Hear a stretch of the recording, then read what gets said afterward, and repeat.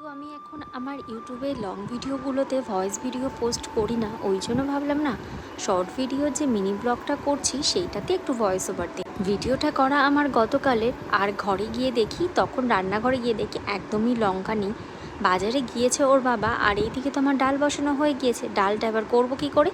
ভাগ্যিস আমার শ্বশুরমশাই লঙ্কা গাছটা লাগিয়েছিলেন, তো ওখান থেকেই 4-5টা মতো লঙ্কা পেয়েছিলাম।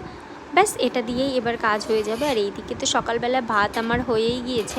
সকালে করেছিলাম একটু আলু সেদ্ধ আর ফেনা ভাত, আর এইদিকে বসিয়েছি একটু আলুর তরকারি।